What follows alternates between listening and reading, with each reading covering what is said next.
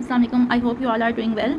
तो कल मैंने अपनी यूट्यूब वीडियो में पास्ट पेपर एनालिसिस का बताया था। तो काफ़ी मुझे स्टूडेंट्स के मैसेज आ रहे थे कि हमें नहीं समझ आया कि पास्ट पेपर एनालिसिस कैसे किया जाता है। तो आई थॉट कि एक छोटी सी रील बना के उसके बारे में अपलोड कर दूँ। मैंने आज नोट मेकिंग वीडियो अपलोड करनी थी, लेकिन I am facing some health issues. कल भी मुझे हॉस्पिटल जाना है, तो हो सकता है कि आगे कुछ दिन अभी मैं मज़ीद वीडियोज़ अपलोड ना कर सकूँ, या अगर टाइम मिल गया तो रिकॉर्ड करके फिर मैं उनको अपलोड करती रहूँगी। तो इसलिए रील अपलोड कर रही हूँ ताकि आप लोगों को पास्ट पेपर एनालिसिस एटलीस्ट इतने दिन में आप लोग अपने सब्जेक्ट वाइज जो हैं कर लें, ठीक है। तो सबसे पहले अगर आपके पास सिलेबस या पास्ट पेपर्स जो है हार्ड फॉर्म में हो जाएँ तो अच्छी बात, लेकिन अगर आपको हार्ड फॉर्म में ना मिल रहा हो तो आप ये कर सकते हैं कि आपने सबसे पहले जो है अपना गूगल ओपन करना है। गूगल में जाके आपने यहाँ पे सिंपल लिखना है, लाइक अभी मैं जेंडर स्टडीज़ के आप लोगों को बताती हूँ कि कैसे करना है पास्ट पेपर एनालिसिस। यहाँ पे आपने लिखना है जेंडर स्टडी CSS सिलेबस, ठीक है। सबसे पहले ये आ जाएगा आपके पास सिलेबस, या ये सारे आपके पास सिलेबस आ रहे हैं। आपने इनमें से कोई भी ओपन कर देना है, ठीक है। फॉर एग्जांपल हमने ये वाला कर लिया,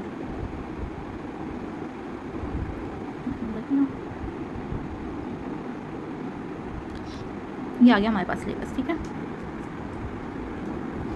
या पासपोर्ट ये जो है ये जेंडर स्टडीज़ का सिलेबस है, इंट्रोडक्शन ऑफ जेंडर स्टडीज़। इसमें सारी इसके जो मेन हेडिंग उसके बाद सब टॉपिक्स है, ठीक है। अब आपने क्या करना है, अब आपने एक न्यू टैब ओपन करनी है, वहाँ पे जाके आपने लिखना है gender studies CSS past papers, ठीक है। अब ये यहाँ पे सबसे ऊपर ये CSS gender studies past paper 2016 से 2025 तक के हमारे पास आ गए हैं, ठीक है। इनको ओपन करना है।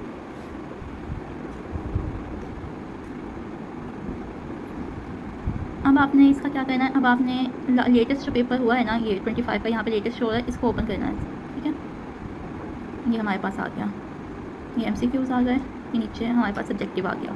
ऐसे करके आपने ये सारे पेपर्स ओपन कर लेने हैं।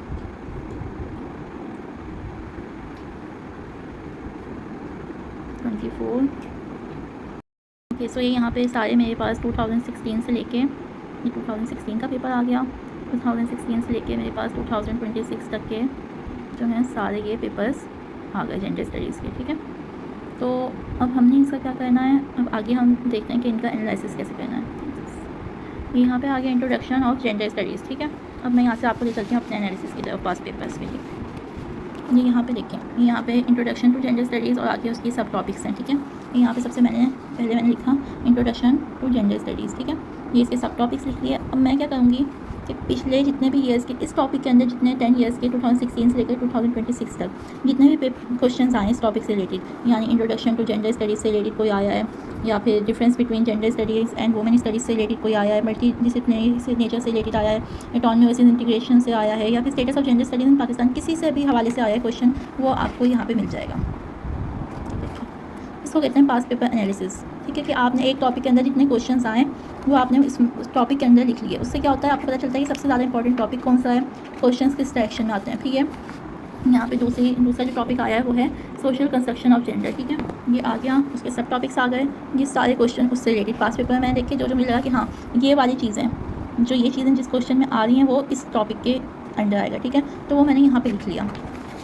इसी तरह फेमिनिस्ट थ्योरीज एंड प्रैक्टिस, जो मुझे लगा ये इन थ्योरीज़ के अंदर क्वेश्चन आता है, वो मैंने इन थ्योरीज़ वाले टॉपिक के अंदर लिख लिया क्वेश्चन। फिर ये फेमिनिस्ट मूवमेंट्स हैं, ये इस्लाम मूवमेंट्स वाले सारे इसके अंदर आ गए, ये डिवेलपमेंट से रिलेटेड हैं। ये फिर ये सारे क्वेश्चन, ये होता है पास्ट पेपर एनालिसिस, और कुछ भी नहीं होता पास्ट पेपर एनालिसिस में। बस ये आप लगाएं, अगर अपने सब जितने भी सब्जेक्ट हैं ना उसका ऐसा पास्ट पेपर एनालिसिस बना के रखें। आप एक दिन में बना लें, एक दिन में तो मुश्किल है, 2-3 दिन लग जाएंगे, लेकिन ये वाला जो काम होता है ना ये बहुत ज़्यादा इंपॉर्टेंट होता है। मतलब आपको डायरेक्शन मिलेगी, आपको इंपॉर्टेंट टॉपिक्स पता चलेंगे। आप बगैर डायरेक्शन के जो चल रहे हो ना, डायरेक्शन कहाँ से हो हमें पता नहीं चलना, एक टॉपिक को कैसे तैयार करना है वो सब कुछ आपको यहाँ से पता चलेगा। तो ये एक डिटेल मैंने रील बना दी है पास्ट पेपर एनालिसिस पे। आई होप कि आप लोगों को समझ आ गई होगी। बाकी फिर इंशाल्लाह यूट्यूब वीडियोज़ में कोई क्वेश्चन हो तो कर सकते हैं। अल्लाह हाफिज़।